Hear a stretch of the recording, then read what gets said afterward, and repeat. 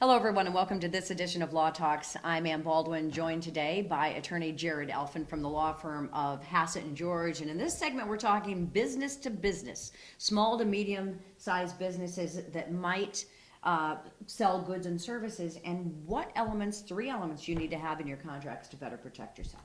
I would say the three most quintessential elements that you want to have are, first, an attorney's fees clause. An attorney's fees clause is a provision that really protects your company in the event that you have to sue the company you contracted with for non-payment, and you want to make sure that you are able to recoup the attorney's fees and costs of collecting that money. A lot of times companies don't have that, and they end up paying more money than the road, Yeah. and it doesn't make sense to sue people. So having this clause Very eliminates that issue, and it also puts a lot of pressure on the breaching party who failed to pay you, because they're realizing, oh my gosh, I'm going to be liable for not only the money I didn't pay them, but also all their legal fees. Right, which can add up. Correct. The second provision is what we call a form selection clause.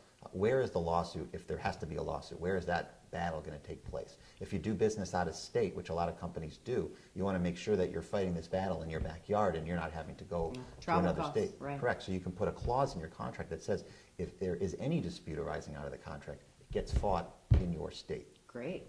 Lastly, in the commercial context, a third clause you want to have in there is what we call a prejudgment remedy waiver.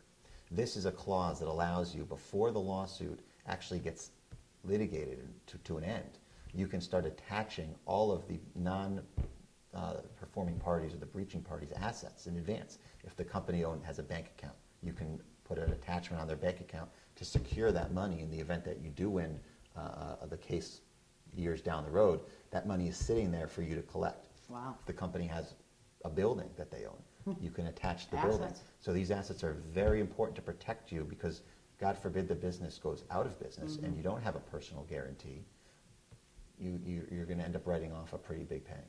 Right. Wow, this is great information. Anything else you want to add to that?